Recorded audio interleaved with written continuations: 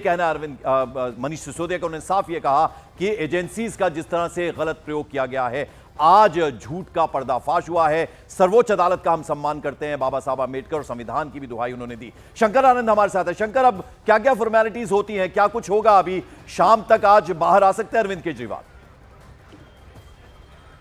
निशिंद और पंकज, देखिए, जो फॉर्मेलिटीज़ की अगर बात करें तो फॉर्मेलिटीज़ में सबसे पहला जो फैसले की कॉपी है, अभी हालांकि यहाँ से अभी फैसले की कॉपी जो है वो थोड़ी देर के बाद आ जाएंगे और फैसले को कॉपी आने में तकरीबन यहाँ आधे घंटे का वक्त लगेगा। उसके बाद प्रोटोकॉल्स के तहत नियम के मुताबिक उस फैसले की कॉपी को तिहाड़ जेल भेजा जाएगा और तिहाड़ जेल जाने के बाद उसकी कॉपी जो है जैसे तिहाड़ जेल में जाएगी तो तकरीबन 1.5 से 2 घंटे का वक्त वहाँ पर भी होता है और तमाम औपचारिकताओं को पूरा किया जाता है।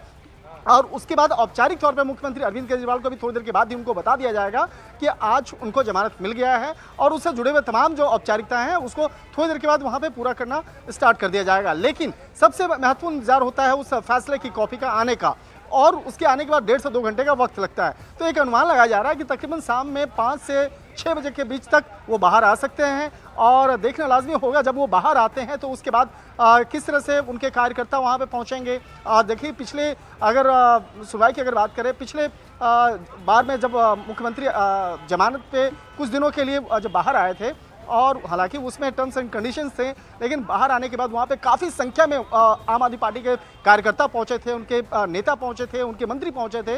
तो एक तरह से कहा जा सकता है कि मई महीने में जिस तरह का एक उत्साह था, निश्चित तौर पे उससे कहीं ज़्यादा उत्साह इस बार देखने को तिहाड़ जेल के बाहर मिलेगा और उसके लिए दिल्ली पुलिस वहाँ पे विशेष तौर पर सुरक्षा व्यवस्था की तैयारी भी कर रही है। और दूसरी तरफ देखा जाए कि जो तमाम जो औपचारिकताएं होंगी, जो कोर्ट की औपचारिकता के बाद जिस तरह से तिहाड़ जेल तक वो दस्तावेज को पहुंचाना और उसके बाद तिहाड़ जेल से जमानत के दौरान में निकलने के दौरान, तो वहाँ आसपास की जो सुरक्षा व्यवस्था है काफ़ी वहाँ पे कड़ी की जाएगी। और जिस तरह से आप कहा जा सकता है कि दिल्ली का जो राजनीतिक पारा है वो काफी गर्माता हुआ नजर आ रहा है। बिल्कुल। और शंकर, जो टिप्पणियां की गई है, 2 जजों की बेंच थी, इसमें जो जस्टिस उज्जवल भुइयां, उन्होंने अहम टिप्पणी की, ये धारणा बदलनी चाहिए कि सीबीआई पिंजरे में बंद तोता है, परसेप्शन मैटर्स, ये कहा है फैसला सुनाते हुए।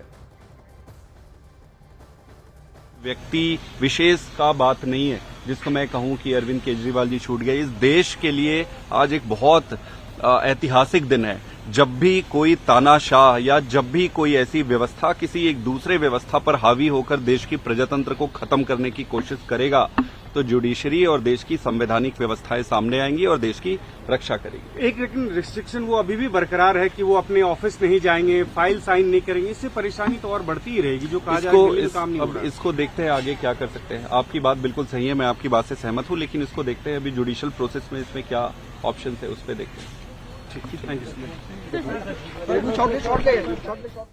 तो तमाम रिएक्शंस मिल रहे हैं इस वक्त। संदीप पाठक को आपने सुना, उन्होंने कहा कि जस्टिस की जीत हुई है, इंसाफ की जीत हुई है। आपको बता दें सशर्त ये जमानत मिली है।